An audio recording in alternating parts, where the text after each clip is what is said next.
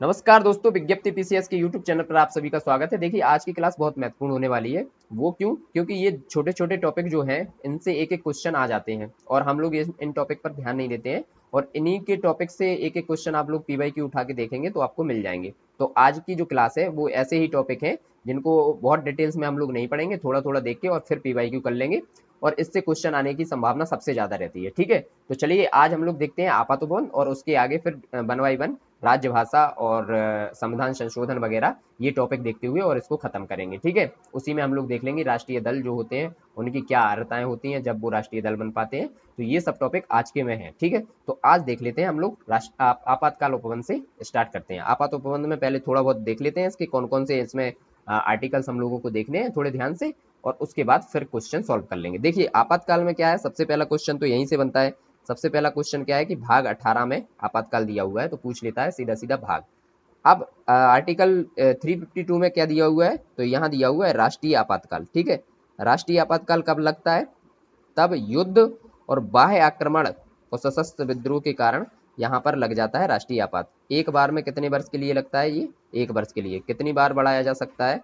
तो ये 1900 कितनी भी बार बढ़ाया जा सकता है, सॉरी, मतलब देखिए, एक बार में एक वर्ष के लिए लगाया जाता है ये, और कितनी भी बार भी इसको बढ़ाया जा सकता है। और अभी तक राष्ट्रीय आपात कितनी बार लग चुका है? तो ये 3 बार लग चुका है। कब कब? 62 में, 71 में और 75 में। 62 में क्या हुआ था? तो 62 में हुआ था सबसे पहले चीन युद्ध, और उसके बाद 71 में हुआ था पाकिस्तान युद्ध, और 1975 में जो इंदिरा गांधी हमारी राष्ट्र उस समय प्रधानमंत्री थी उन्होंने इसको लगा दिया था। अब 356 में क्या आता है? राष्ट्रपति शासन। तो राष्ट्रपति शासन कब लगाया जाता है? जब विधानमंडल में किसी जो मुख्य दल है उसके पास बहुमत ना बचा हो तो राज्यपाल ये सूचना राष्ट्रपति को देता है और राष्ट्रपति फिर इसकी जो है राष्ट्रपति शासन लगा देता है। इसी को राज्य आपातकाल भी कहते हैं और संवैधानिक आपातकाल भी इसको कहते हैं। ठीक है, ये कैसे लगाया जाता है? तो ये 6-6 माह करके लगाया जाता है। 6-6 माह करके अधिकतम 3 वर्ष के लिए ये लगाया जा सकता है। 3 वर्ष के लिए लगाया जा सकता है। अभी देखा होगा जम्मू कश्मीर में ये बहुत टाइम से लगता आ रहा था, लेकिन अब वहां पर चुनाव आ गए हैं क्योंकि अब 3 वर्ष कंप्लीट हो चुके हैं। अब 360 में क्या दिया हुआ है? तो ये दिया हुआ है वित्तीय आपातकाल। और ये मतलब ये जब लगेगा तो बहुत लंबे समय के लिए लग सकता है वित्तीय आपातकाल। ठीक, अब वित्तीय आपातकाल को हम लोग कैसे समझेंगे? आज तक ये इंडिया में अभी एक बार भी नहीं लगाया गया। ठीक है, क्योंकि अभी तक ऐसी स्थिति बनी नहीं है। तो 360 में दिया हुआ है वित्तीय आपातकाल। फिर एक और याद रखना आप, 355 में क्या है? बाह्य आक्रमण और आंतरिक अशांति जब लगेगी तब राष्ट्रीय आपात काल लगने की स्थिति होगी तो राज्यों की रक्षा कौन करेगा?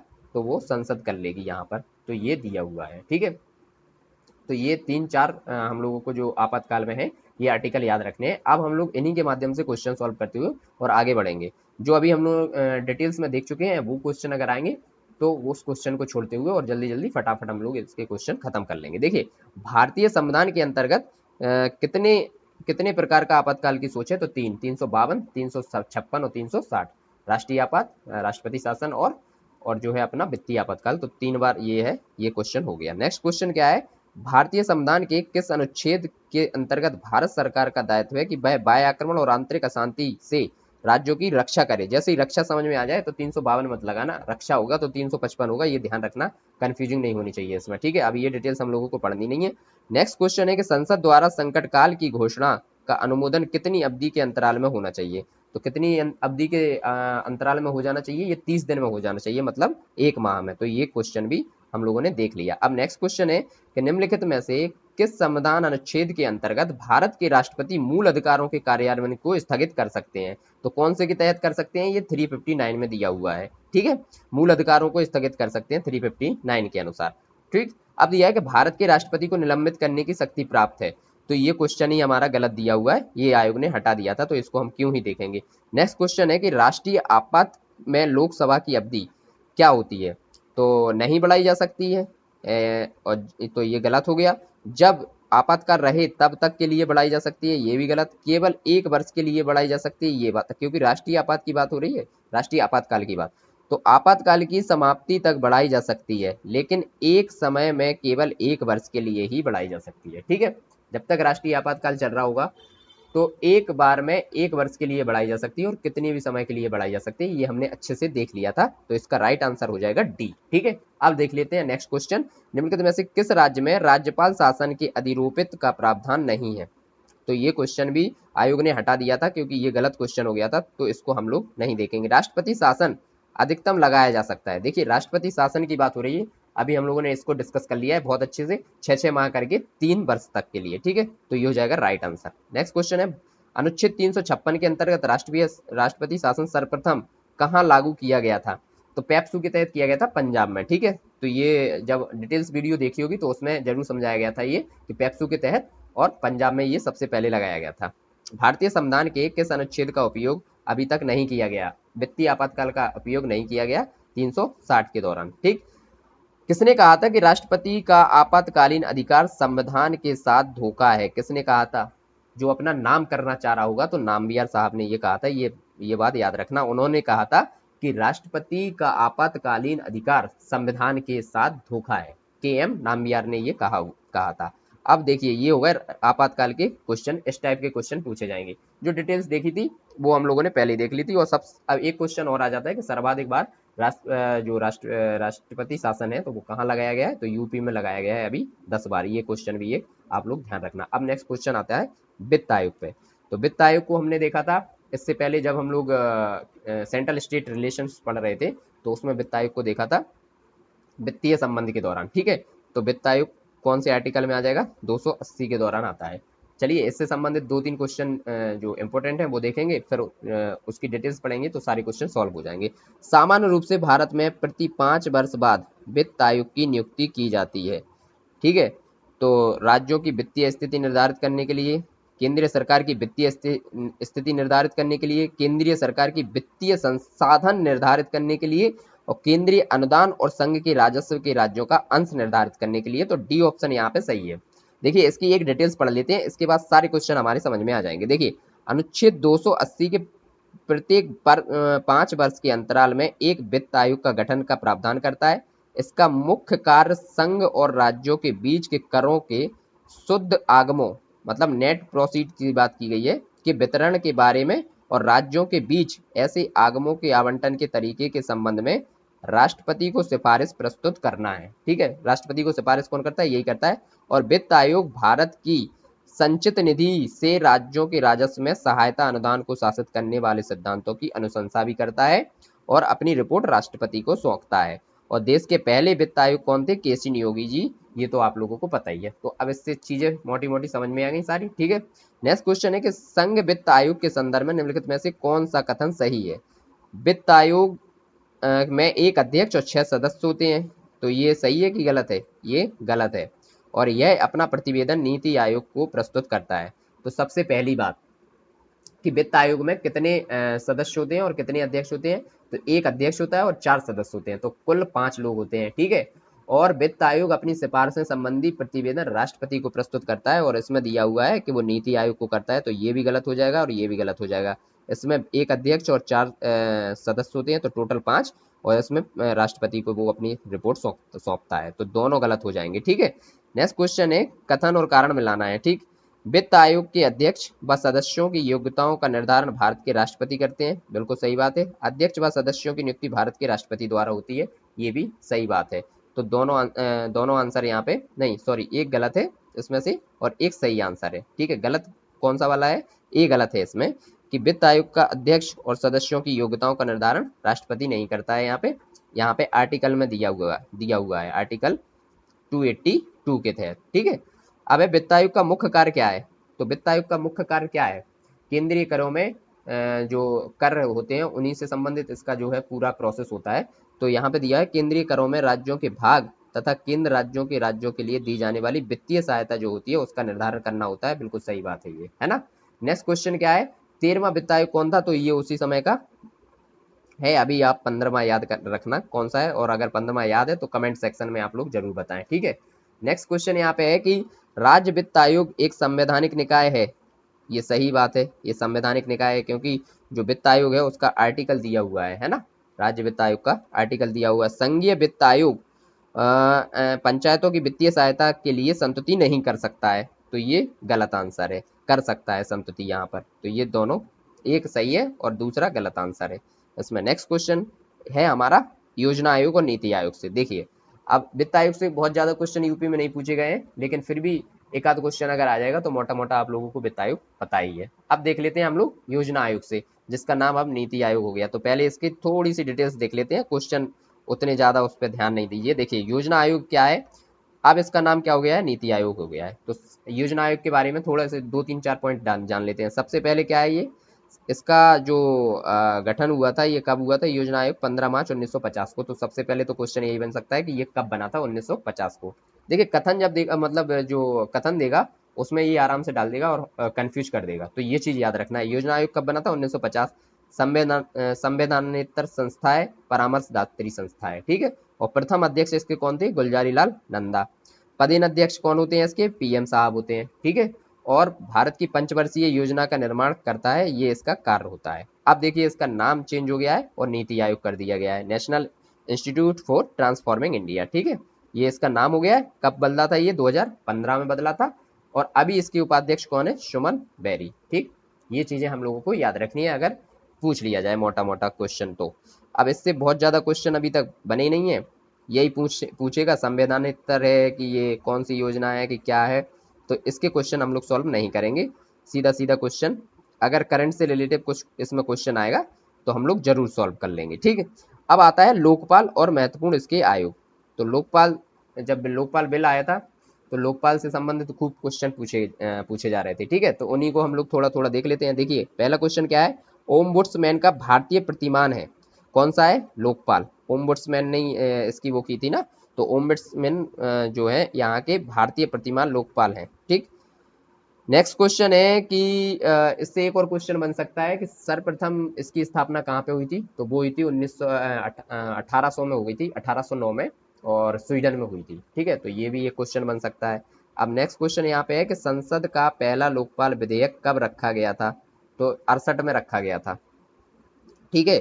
68 में जब चौथी लोकसभा चल रही थी उस समय ये पारित कर दिया गया था। नेक्स्ट क्वेश्चन है लोकसभा लोक विधेयक 2011 के संबंध में कौन से कथन सही है, ठीक है। तो ये उस समय करंट का क्वेश्चन था, तो ये हम नहीं करेंगे। नेक्स्ट क्वेश्चन है लोकपाल बिल का मसविदा तैयार करने के हेतु पैनल में बुद्धिजीवी समाज के प्रतिनिधियों में सम्मिलित थे। तो पैनल जब इसका तैयार हो रहा था उस समय, ठीक है, तो उसमें कौन कौन पैनल शामिल थे पैनल में, ये जब आंदोलन फांदोलन चला था उसकी बात हो रही है। तो कौन कौन इसके 5 सदस्य थे, अन्ना हजारे थे जिनको आप जानते हो, अरविंद केजरीवाल यही जो सीएम बन चुके हैं, शांति भूषण, और एन संतोष हेगड़े और प्रशांत भूषण, ये थे, ठीक है। तो ये अब हम वहां नहीं देखेंगे, ये यहीं पे डिटेल्स देख ली। नेक्स्ट है निम्न में से किस राज्य में सर्वप्रथम लोकायुक्त कार्यालय की स्थापना हुई थी, सर्वप्रथम महाराष्ट्र में हुई थी, वहीं के अन्ना हजारे जी थे, है ना। तो ये इस टाइप के क्वेश्चन यहाँ पे पूछे जा रहे हैं और ये उसी समय ज्यादा क्वेश्चन पूछे गए हैं। तो अभी के लिए उतना इंपॉर्टेंट टॉपिक ये लोकपाल नहीं है, तो मेरे ख्याल से अभी ज्यादा क्वेश्चन इस पे डिस्कस नहीं करने चाहिए। अब नेक्स्ट टॉपिक यहाँ पे क्या है देख लेते हैं हम लोग। हम्म देखिए ये है जो अस्थाई विशेष प्रावधान, किस राज्य के लिए कौन सी कैटेगरी, मतलब कहाँ पे विशेष प्रावधान दिए गए हैं। तो सबसे पहले तो हम लोग वो राज्य देख लेते हैं याद करने के लिए, और फिर उसके बाद इसके क्वेश्चन हम लोग जरूर लगा लेंगे। देखिए सबसे पहले राज्य देखते हैं, विशेष राज्य का दर्जा जिनको प्राप्त है वो कौन कौन से हैं। 371 में ये दिया गया है। देखिए 370 एक था जम्मू कश्मीर को, जो कि अब हटा दिया गया है, तो उस पर हम इतना ध्यान नहीं देंगे। 371 किसके लिए, ये है गुजरात के लिए, ठीक है। गुजरात और महाराष्ट्र दोनों है इसमें, गुजरात प्लस महाराष्ट्र, ठीक है। इस मैप के माध्यम से समझ लीजिए, 371 पूरा याद हो जाएगा 2 मिनट में, ठीक है। कैसे याद होगा, 371 में यहाँ पे सबसे पहले देखना गुजरात और महाराष्ट्र दोनों ही है। फिर 371 ए में कौन है, देखिए ये है ए में नागालैंड यहाँ पर, ठीक है, नागालैंड। और बी में क्या है, असम, ठीक है। और सी में क्या है यहाँ पर, मणिपुर, ठीक। तो सबसे पहले ऐसा क्रॉस बना लीजिए, ए से ये ट्राइंगल बन गया। ये ए में हो गया नागालैंड, बी में हो गया असम और सी में हो गया मणिपुर, ठीक है। अब इतना याद रखिए, ये ट्राइंगल बन गया हमारा एक, नागालैंड, असम और मणिपुर, ए बी और सी का, ठीक। ये ट्राइंगल एक याद रखिए, तो हमें 3 याद हो जाएंगे, नागालैंड, असम और मणिपुर, ठीक। अब फिर आता है एबीसी हो गया। अब इसके बाद आएगा डी। तो डी है तेलंगाना और आंध्र प्रदेश दोनों से संबंधित है, आंध्र प्रदेश और तेलंगाना से संबंधित है डी। और ई है आंध्र प्रदेश में स्पेशल जो विश्वविद्यालय बनाने का जो संसद वो करती है, पारित करती है, वो है। तो ये हो गया ई में, ठीक। तो ये आंध्र प्रदेश के विश्वविद्यालयों के लिए है, ठीक है, यूनिवर्सिटी जो है आंध्र प्रदेश की उनके लिए। ठीक, अब हम लोगों को कितने याद हो गए? 5 याद हो गए। ए में कौन सा है? नागालैंड। बी में कौन सा है? असम। सी में कौन सा है? मणिपुर। और डी में कौन सा है? तेलंगाना और आंध्र प्रदेश दोनों। और ई में कौन सा है? आंध्र प्रदेश की यूनिवर्सिटी के लिए। ठीक, 5 हो गए। अब देखिए यहाँ से ई में फिर पहुंचते हैं एफ। एफ कहाँ पर? सिक्किम में, है ना, सिक्किम हो गया। फिर एफ के बाद जी हो गया मिजोरम, ठीक, और एच हो गया अरुणाचल। ठीक, अब कैसे याद रखेंगे इसको? देखिए फिर से पहले एक छोटा ट्राइंगल लिया था, अब एक बड़ा ट्राइंगल ले लीजिए, है ना, ट्राइंगल से याद रख सकते हैं हम लोग। कैसे? सिक्किम, मिजोरम और आंध्र प्रदेश। ठीक, पहले ऐसा ये ट्राइंगल बना था, अब बन गया ये ट्राइंगल। ठीक, सिक्किम एफ में, और जी में कौन सा? मिजोरम, और एच में अरुणाचल प्रदेश। अब एच तक पहुंच गए। फिर इसके बाद आई, आई में कौन सा है? सब कहते हैं गोवा आइए, गोवा आइए, गोवा आइए, तो आई हो गई गोवा से। ठीक, और जे, जे हो गया आपका कर्नाटका से। ठीक, इतने में कोई दिक्कत? याद हुए कि नहीं हुए? अब देख लेते हैं हम लोग, एक बार फिर से रिवीजन कर लेते हैं इसका। 371 में तो ये 2 हुए, है ना, गुजरात और महाराष्ट्र। तो 371 ए में क्या हुआ? नागालैंड, बी में असम और सी में मणिपुर, एक ट्राइंगल बना।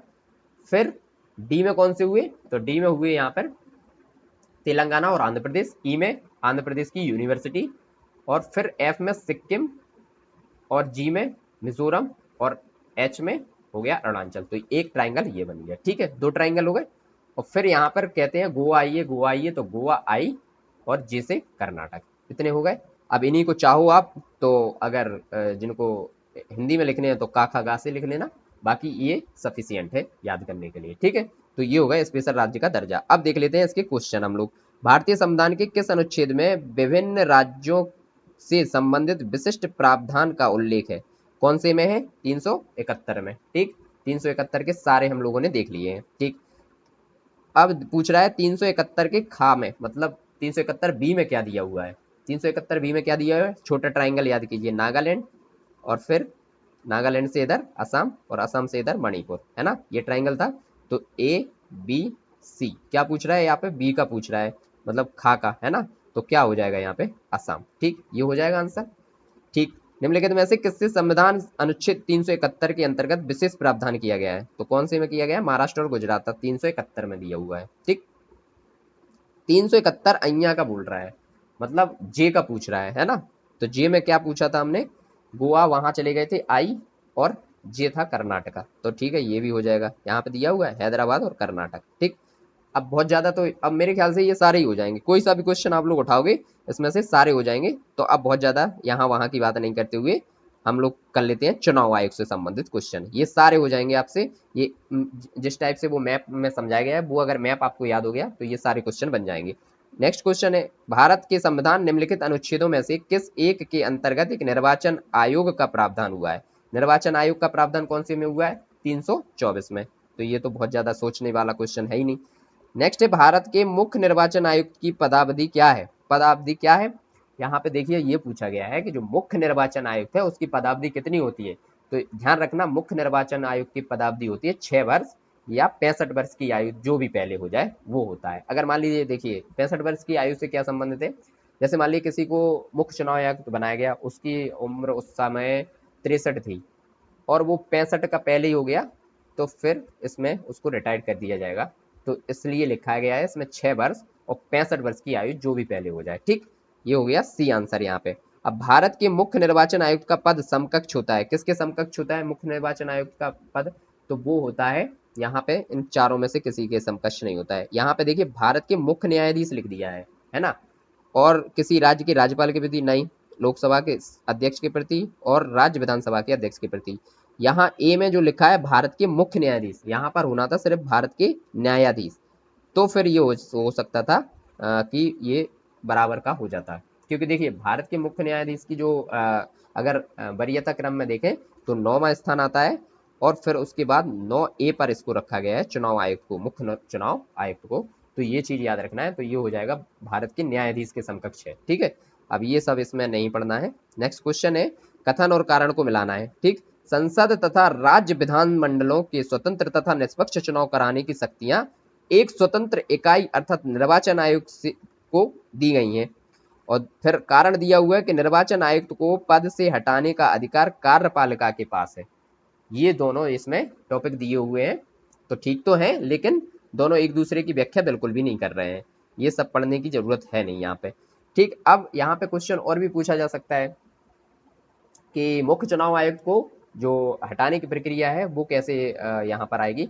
तो वो आती है यहाँ पर सर्वोच्च न्यायालय के जो न्यायाधीश को जैसे हटाया जाता है उसी प्रक्रिया से यहाँ पे मुख्य चुनाव आयुक्त को भी हटाया जाता है। ठीक है, नेक्स्ट क्वेश्चन देख लेते हैं कि भारत के निर्वाचन आयोग के कार्य क्या क्या है।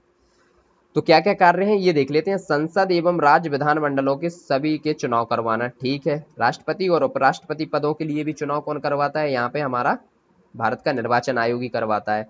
फिर दिया हुआ है तीसरा पॉइंट कि किसी राज्य में स्वतंत्र और निष्पक्ष चुनाव के लिए अनुकूल दशा ना होने पर राष्ट्रपति शासन लगाए जाने की संतुति करना। तो राष्ट्रपति शासन लगाए जाने की संतुति भारत निर्वाचन आयोग नहीं करता है। और निर्वाचन सूचियां तैयार करने के लिए कार्य निरीक्षण और निर्देशन का नियंत्रण, तो ये भी सही है। तो 1, 2 और 4 सही है, तीसरा यहाँ पर गलत है, तो बी आंसर हो जाएगा राइट आंसर आपका। ठीक, अब नेक्स्ट क्वेश्चन हम लोग देख लेते हैं कि निम्न में किसका संबंध चुनाव आयोग से नहीं है। ठीक है, नहीं है पूछा है, तो चुनाव की अधिसूचना जारी करना। चुनाव की अधिसूचना देखिए यहाँ पे नहीं करता है ये। चुनाव की अधिसूचना जारी कौन करता है, अगर केंद्र का चल रहा है, उस समय लोकसभा का चुनाव चल रहा है, तो उसके जो वो है अधिसूचना वो जारी करता है राष्ट्रपति। ठीक है, और राज्य के लिए कौन करेगा, राज्यपाल। चुनाव आयोग यहाँ पर नहीं करेगा, तो यही इसका रॉन्ग आंसर हो जाएगा, तो ए आंसर हो जाएगा इसका। ठीक है, नेक्स्ट में सांसदों की अयोग्यता संबंधी विवाद पर कौन निर्णय लेता है। तो अगर अयोग्यता हो गई है किसी सांसद की, तो वो निर्वाचन आयोग परामर्श करता है किससे, राष्ट्रपति से, तो राष्ट्रपति इसका निर्णय लेता है। तो यहाँ पर आ जाएगा निर्वाचन आयोग के परामर्श से राष्ट्रपति। ठीक है, कौन सा आर्टिकल हो जाएगा ये, आर्टिकल 103 के तहत। ठीक है, ये भी चीज याद रखना। नेक्स्ट क्वेश्चन क्या है यहाँ पर, नेक्स्ट क्वेश्चन है कथन और कारण वाला। ठीक है, चुनाव आयोग की घोषणा होते ही राजनीतिक दलों को आदर्श आचार संहिता का पालन करना होता है कि नहीं होता है। जैसे चुनाव की घोषणा होती है आदर्श आचार संहिता तभी से मानी जाती है, तो ये बिल्कुल सही बात है। आदर्श आचार संहिता को संसद के अधिनियमित किया था। ठीक है, तो ये हो जाएगा गलत, अधिनियमित नहीं किया था इसको, तो एक सही है और आर गलत है। तो ऐसा कौन से उसमें दिया हुआ है, सी में दिया हुआ है, ये हो गया राइट आंसर। भारत में मताधिकार और निर्वाचित होने का अधिकार एक विधिक अधिकार है। ठीक, भारत में मत देने का अधिकार निम्नलिखित अधिकारों में से कौन सा अधिकार है, तो ये वैधानिक अधिकार है। ठीक, वैधानिक अधिकार यहाँ पर दिया हुआ है। नवयुवकों द्वारा 18 वर्ष की आयु पर मताधिकार का पहली बार प्रयोग किया गया था आम चुनाव में। कौन से आम चुनाव में किया गया था, देखिए मैं बताता हूँ क्या हुआ था। 1989 में ये हुआ था, तो 61वां संविधान संशोधन हुआ था। इससे पहले क्या होता था, इससे पहले जो 21 साल का होता था उसी को मत देने का अधिकार था। लेकिन 61 में संविधान संशोधन में 1988 में ये कहा गया कि अब 21 से नहीं 18 वर्ष इसकी जो है आयु कर दी जाए। तो 61वां संविधान संशोधन की अगर पूछा जाता है, क्वेश्चन बहुत आता है ये कि कौन से संविधान संशोधन के तहत जो मतदान की आयु थी वो 21 से कम करके 18 वर्ष कर दी गई थी। तो 61वां संविधान संशोधन 1988 में। ठीक है, ये था। अब नेक्स्ट क्वेश्चन है कि कौन सा अनुच्छेद लोकसभा एवं विधानसभा के प्रतिनिधियों को निर्वाचित करने तथा वयस्क मताधिकार का अधिकार प्रदान करता है। तो कौन सा करता है, 326 के तहत ये सब चीजें होती हैं। ठीक, राज्य विधानमंडलों के निर्वाचन हेतु सिद्धांतों में सम्मिलित है। यह वयस्क मताधिकार के आधार पर होंगे। ठीक बात है ये। प्रत्येक क्षेत्रीय निर्वाचन के लिए केवल एक निर्वाचन सूची होगी। प्रत्येक क्षेत्रीय निर्वाचन के लिए केवल एक निर्वाचन सूची होगी। धर्म, प्रजाति, लिंग आदि के लिए निर्वाचन सूची बनाने में कोई स्थान नहीं होगा। ठीक है ये तो। और राजनीतिक दलों को अपने स्वयं के मानक स्थापित करने की स्वतंत्रता होगी, ये नहीं होगा। ठीक है, तो कौन कौन से यहाँ पे राइट क्वेश्चन हो जाएंगे, बिल्कुल सभी चारों, क्योंकि सब चारों दिए हुए। राजनीतिक दलों को अपने स्वयं के मानक स्थापित करने की स्वतंत्रता होगी, और ये सब हो गया। ठीक है, तो नेक्स्ट इस पे हो जाएगा सभी चारों, डी आंसर इसका हो जाएगा। 2011 में ये क्वेश्चन पूछा गया था, और ये क्वेश्चन देखिए 2004 में पूछा गया था कि 2009 लोकसभा चुनाव में निर्वाचक संख्या मिलियंस में 10 लाख लगभग कितनी है, तो ये उस समय का है, ये छोड़िए। अब यहाँ पे दिया है कौन सुमेलित नहीं है, ये भी 2022 का क्वेश्चन है कि कौन सी, जैसे मान लीजिए अभी 18वीं जो है, 18वीं लोकसभा के चुनाव संपन्न हुए हैं, तो ये 18वीं लोकसभा है ना। तो इससे पहले कौन कब थी, और पूछ रहा है कि कौन सी सुमेलित नहीं थी, तो सन पूछ ले रहा है। तो एक आध दिन बैठ के थोड़ा सा देख लेना कि कौन सी जो लोकसभा है कौन कौन से समय तक चली, कितने कितने समय के बाद ये हट गई है, तो इसको देखना है, ठीक है। अब इसमें पूछ रहा है तो बात कर लेते हैं कि 11वीं लोकसभा 1996 में थी, तो 7वीं लोकसभा 1982 बता रहा है, वही 1980 में थी, ठीक है 7वीं लोकसभा। 13वीं 99 में थी, और 14वीं कब थी, 1989 में। और अभी कौन सी है, 18वीं, ठीक है। तो ये चीज याद रखना। नेक्स्ट क्वेश्चन, ये लोअर में पूछा गया था 2013 में, और ये उसी समय का क्वेश्चन है। देखिए, कथन और कारण करना है कि आनुपातिक प्रतिनिधित्व की प्रणाली अल्पसंख्यकों के प्रतिनिधित्व समस्या से कुछ हद तक समापन कर सकती है, बिल्कुल सही बात है। और नेक्स्ट क्वेश्चन है कि आनुपातिक प्रतिनिधित्व की प्रणाली निर्जातीयता, लिंग, हितों और विचारधाराओं पर आधारित सभी प्रकार के समूहों को यथोचित प्रतिनिधित्व को सुलभ बना सकती है, तो ये भी ठीक है। दोनों यहाँ पर जो है कथन और कारण दोनों सही है। नेक्स्ट क्वेश्चन क्या है, निर्वाचन आयोग को 3 सदस्यीय आयोग किस वर्ष से बनाया गया, तो ये कौन से वर्ष से 3 सदस्यीय आयोग बना दिया गया था, ये उसी समय का क्वेश्चन है। और ये क्वेश्चन बना दिया गया था आपका 1989 में, ठीक। अब एक कथन में बताना है कि कौन सा सही है, ठीक है। भारत के प्रथम मुख्य निर्वाचन आयुक्त सुकुमार सेन थे, बिल्कुल सही बात है ये। और भारत की पहली महिला मुख्य निर्वाचन आयुक्त रमा देवी थी, ये भी बिल्कुल सही बात है। तो दोनों यहाँ पे सही बात है, तो क्या हो जाएगा यहाँ पे, सी आंसर हो जाएगा। देखिए मैं बताता हूँ, जो हमारे प्रथम जो चुनाव वो थे, जो चुनाव आयुक्त, तो वो थे मुख्य चुनाव आयुक्त सुकुमार सेन। और ये कब कब तक के लिए बने थे, तो ये बने थे 90 के आसपास बनाए गए थे, ठीक है। नहीं, 50 से 58 में, ठीक है। और जो रमा देवी थी वो बनाई गई थी 90 में, नवंबर में बनी थी, और दिसंबर में ये हटा दी गई थी, तो बहुत कम समय के लिए बनी थी। तो ये दोनों का ध्यान रखना। राष्ट्रीय मतदाता दिवस कब मनाया जाता है, 25 जनवरी को। आप 25 जनवरी को ये बता दीजिए कि किसका बर्थडे होता है, फेमस पर्सनालिटी है, आप लोग कमेंट सेक्शन में लिख सकते हैं कि कौन था, ठीक है। अब आता है यहाँ से राजनीतिक दल।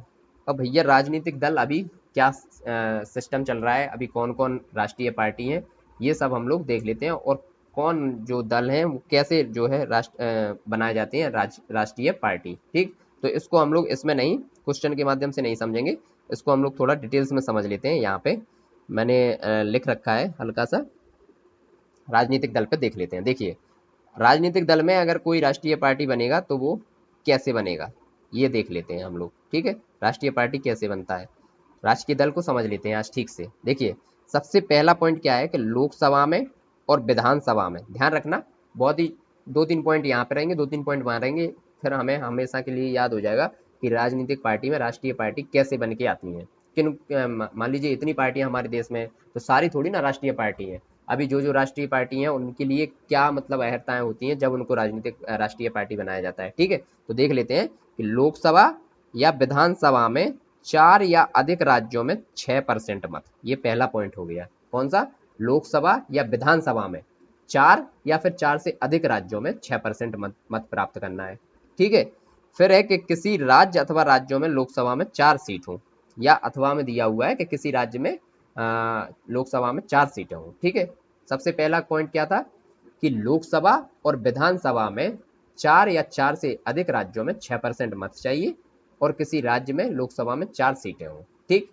अब दूसरा पॉइंट क्या आता है कि लोकसभा में 2% स्थान प्राप्त हो, या 3 विभिन्न राज्यों से, ठीक है, 2% स्थान प्राप्त हो लोकसभा में, ठीक। तीसरा पॉइंट है 4 राज्यों में राज्य स्तरीय दल की मान्यता हो, तब राष्ट्रीय पार्टी जाके बनती है। तो 4 राज्यों में राज्य स्तरीय दल। अब बात आती है कि राज्य स्तरीय दल की मान्यता कैसे मिलती है, उसके लिए क्या पॉइंट होते हैं। अब तो ये तो याद हो ही गया होगा, देखिए मैं बताता हूँ, एक बार और डिस्कस कर लेते हैं कि राष्ट्रीय पार्टी कैसे बनती है। लोकसभा अथवा विधानसभा में, ठीक है, 4 राज्यों में या 4 से अधिक में 6% मत चाहिए, ठीक। और लोकसभा में 2% स्थान प्राप्त किए हुए हो, ठीक। और 4 राज्यों में राज्य स्तरीय दल की मान्यता हो। तो राज्य स्तरीय दल की मान्यता के लिए अब क्या चाहिए, ये देख लेते हैं। विधानसभा में 6% मत और 2 स्थान प्राप्त, और लोकसभा में 6% मत या 2 सीट, ठीक। ये चीज याद हो गई। यहाँ पे भी 6% है और यहाँ पे भी 6% है, तो अभी तो कोई कंफ्यूजिंग नहीं है। विधानसभा में भी 6%, लोकसभा में भी 6%। और विधानसभा में 3% सीटें या फिर 3 सीटें, या तो टोटल की 3% सीटें या फिर 3 सीटें, जो भी ज्यादा हो वो माना जाएगा। और प्रत्येक 25 सीटों में से 2 सीट लोकसभा चुनाव में, मतलब प्रत्येक 25 सीट में, अगर मान लीजिए कि जैसे कहाँ पे यूपी में 80 सीट है, तो इनमें से प्रत्येक 25 सीट पे 2 सीट होनी चाहिए, तब वो राज्यसभा। तो 25 25 50 75, यानी कि 7 सीटें होनी चाहिए, ठीक। और लोकसभा और विधानसभा में 8% मत होने चाहिए, तब वो राष्ट्रीय पार्टी बनेगी। अब ये चीज हो गई। फिर राजकीय, अब बात करते हैं कि राष्ट्रीय दल जो अभी है, वो राष्ट्रीय दल कौन कौन से हैं यहाँ पे अभी। तो देखिए, सबसे पहले कांग्रेस, भारतीय राष्ट्रीय कांग्रेस है, कम्युनिस्ट पार्टी ऑफ इंडिया है, भारतीय जनता पार्टी है, और बहुजन समाज पार्टी है, तो 4। और नेशनल पीपल्स पार्टी और आम आदमी पार्टी, ये हो गई 1 2 3 4 5 6 पार्टी अभी राष्ट्रीय पार्टी है। अब बात आती है कि इन जो पार्टियां हैं चुनाव से संबंधित, इनके लिए कौन सी समितियां हैं जो फेमस हैं, वो पूछी जाती हैं। तो देखिए, सबसे पहले है तारकुंडे समिति। तारकुंडे, देखिए जो भी चुनाव लड़ता है उसके तार हिल जाते हैं, है ना, इतनी मेहनत करनी होती है चुनाव में भी, तो तार हिल जाते हैं, तो तारकुंडे समिति। फिर एक दिनेश गोस्वामी समिति पूछी जाती है, तो इसको भी याद रखना, दिनेश गोस्वामी समिति। चुनाव हारने के बाद इंसान बोहरा जाता है, तो बोहरा समिति। और चुनाव में जीत भी हासिल करते हैं कई लोग, तो इंद्रजीत समिति, है ना। मैंने तो ऐसे ही याद कर रखा है, बाकी आप कैसे ट्रिक बनाते हैं वो आपके ऊपर भी निर्भर करता है। संविधान समीक्षा समिति और तनख्वाह समिति, जैसे चुनाव जीत के आप जाओगे तो आपको भी तनख्वाह मिलने लगती है, तो तनख्वाह समिति। और JS वर्मा समिति। तो देखिए, तार, बोहरा, जीत और तनख्वाह, ये तो वैसे ही याद रहेंगी, नाम से याद रखेंगे तो दिनेश गोस्वामी समिति और संविधान समीक्षा समिति और JS वर्मा समिति, ये समितियां हमें याद रखनी है, ये इंपोर्टेंट समितियां हैं चुनाव को लेकर, है ना। तो अब कर लेते हैं इसके क्वेश्चन। और अब क्वेश्चन देखते हैं कि किस टाइप के बनते हैं, 1 2 क्वेश्चन ही देखेंगे, बाकी वो सारे इसी से हो जाएंगे क्वेश्चन, है ना। तो कहाँ पे है राजनीतिक पार्टी, देखिए सबसे पहला क्वेश्चन यहाँ पे क्या दिया हुआ है राजनीतिक पार्टी का। पहला क्वेश्चन है कि भारत में कोई राजनीतिक दल राष्ट्रीय दल के रूप में मान्यता प्राप्त कर सकता है यदि वह राज्य स्तर का दल है कम से कम। तो कितने राज्यों में कम से कम, कहाँ पर, कितने राज्यों में देखा था, कम से कम 4 राज्यों में, है ना। ज्यादा से ज्यादा हो कितने भी हो, लेकिन कम से कम 4 राज्यों में देखा था। तो इसी टाइप के क्वेश्चन आएंगे। अब ये डिटेल्स हमने देख ली है, तो डिटेल्स देखेंगे नहीं। यदि किसी राजनीतिक दल को क्षेत्रीय दल के रूप में मान्यता दी जाती है, तो फिर क्या होता है, वह राज्य में या तो लोकसभा या विधानसभा में, लास्ट पॉइंट था, 8% वोट प्राप्त करता है। तो यही हो जाएगा सी आंसर इसका, ठीक है। कंफ्यूज नहीं होना है, 2014 में ये क्वेश्चन पूछा गया था। अब ये डिटेल्स पढ़ने की जरूरत नहीं है। तो सारे क्वेश्चन है ना ये इसी से हैं। देखिए, तीसरा क्वेश्चन है, भारतीय राष्ट्रीय कांग्रेस में राष्ट्रीय शब्द प्रभावित था, तो ये था ब्रिटिश शासन के विरुद्ध प्रतिक्रिया से, ठीक। ब्रिटिश शासन के जो विरुद्ध प्रतिक्रिया चल रही थी उसी के लिए लाया गया था राष्ट्रीय राष्ट्रीय भारतीय राष्ट्रीय कांग्रेस। निम्नलिखित में से कौन सा क्षेत्रीय राजनीतिक दल है। देखिए, कांग्रेस है नहीं, भाजपा है नहीं, अकाली दल है और CPI को हटा दिया गया, तो ये भी हो गया। तो ये दोनों हो जाएंगे। अब 2008 में ये क्वेश्चन पूछा जाता था। तो ये सारे क्वेश्चन इसी टाइप के हैं, तो ये क्वेश्चन भी अब हम इतनी ज्यादा डिटेल्स में नहीं देखेंगे। हमें ये पता है राष्ट्रीय पार्टी 6 है ना। और राष्ट्रीय पार्टी बनती कैसी है, क्या क्या उसके नियम होते हैं, ये हमने सब देख लिया। अब देख लेते हैं थोड़ा सा संविधान संशोधन के क्वेश्चन, है ना। संविधान संशोधन को पहले समझ लेते हैं कि संविधान संशोधन होता कैसे है, फिर इसमें जो जो क्वेश्चन आए उनको देख लेंगे। संविधान संशोधन सबसे पहले, चलिए तो देख लेते हैं। ये पहले क्वेश्चन ही देख लेते हैं, उससे फिर हमें थोड़ा बहुत अनुमान समझ में आएगा कि क्वेश्चन कैसे आते हैं। फिर हम लोग संविधान संशोधन को ये देख लेंगे कि कैसे पारित किया जाता है और संविधान संशोधन होता कैसे है ना।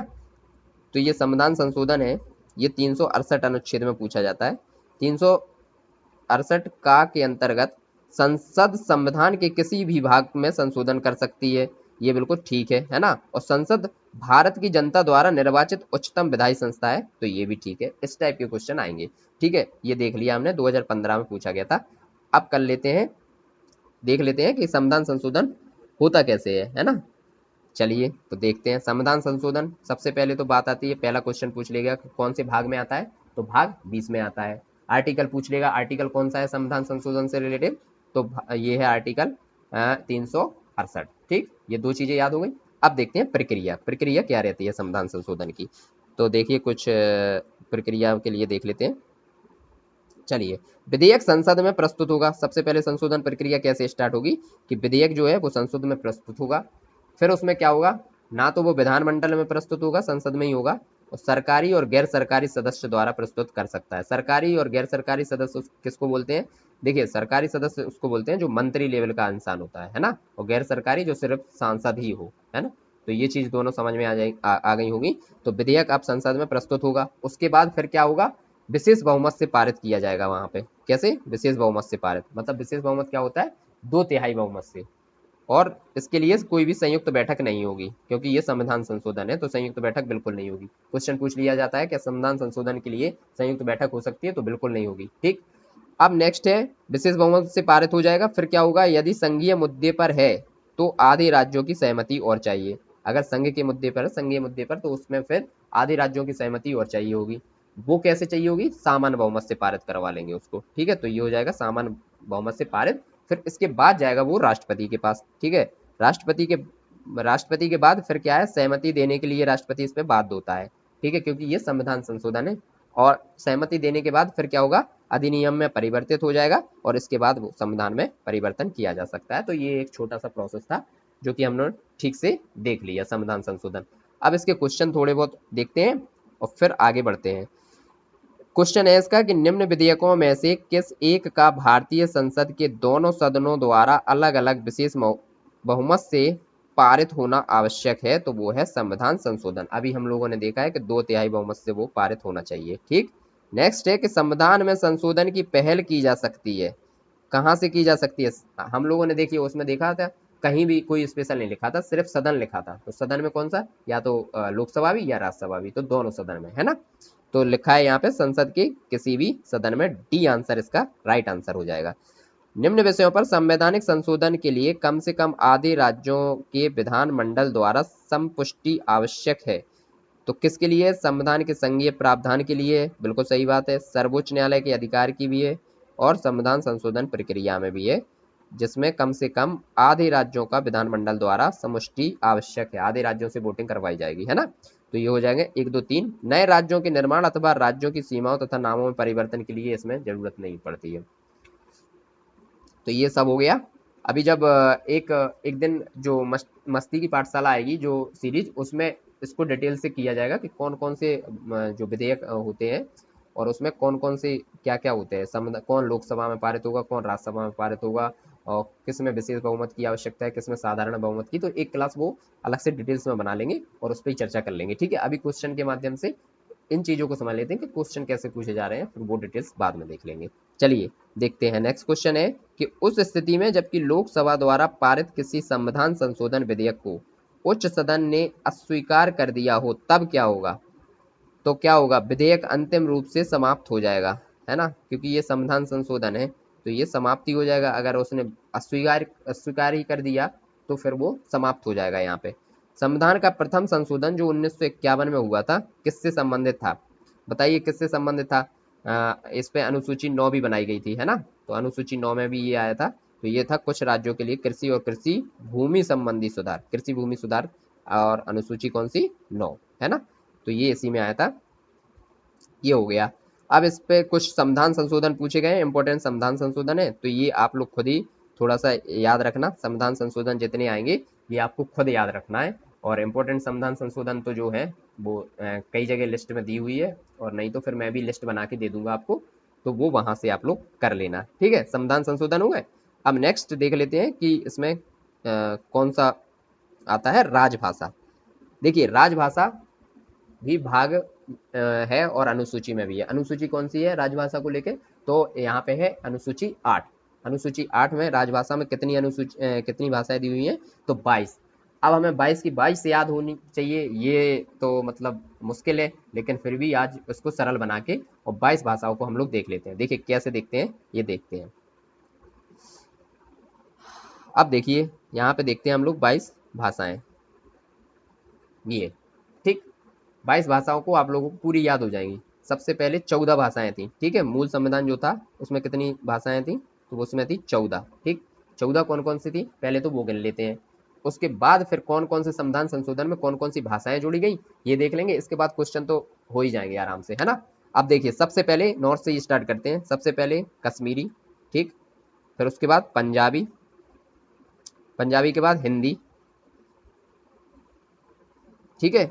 एक कौन कौन सी हो गई, नंबर 1 पे Kashmiri, number 2 Punjabi, number 3 Hindi, number 4 Bengali, ठीक, और नंबर 5 असम में असमी, ठीक। ये हो गई 5 याद। कश्मीर में कौन सी, कश्मीरी, और पंजाब में पंजाबी। हिंदी हो गई हमारे नॉर्थ, पूरे ये नॉर्थ वाले इलाके में हिंदी, तो तीसरी हो गई ये। उसके बाद बंगाल में बंगाली और असम में असमी, ठीक। ये 5 हो गई अभी। नेक्स्ट चलिए यहीं पे नीचे आइए थोड़ा, तो उड़िया, उड़िया हो गई उड़ीसा में, ठीक। तो ये हो गई 6। अब यहाँ पे देखिए फिर 7वीं क्या है, गुजराती, गुजरात में। मराठी महाराष्ट्र में, तो ये हो गई 8। कन्नड़ हो गई यहाँ पे कर्नाटका में 9, ठीक। ये याद हो गई 9 तक। 9 तक फिर से एक बार रिवीजन कर लीजिए। कश्मीरी, पंजाबी, हिंदी, बंगाली, असमी, ठीक। असमी के बाद फिर यहाँ पे एक उड़िया, फिर देखिए यहाँ पे गुजराती, मराठी और कन्नड़, ठीक। अब यहाँ पे देखते हैं तेलुगु, तेलुगु के बाद तमिल और मलयालम। तो कितनी हो गई, 10, 11 और ये 12, ठीक है। अब ये 12 याद हो गई। इसके बाद उर्दू और संस्कृत, ये भी इसमें भाषाएं थी, तो उर्दू और संस्कृत, ठीक है। अब हो गई 14 भाषाएं। तो 14 हम लोगों ने क्या है, मूल संविधान में कितनी भाषाएं थी, 14। फिर से एक बार रिवीजन करवा देता हूँ।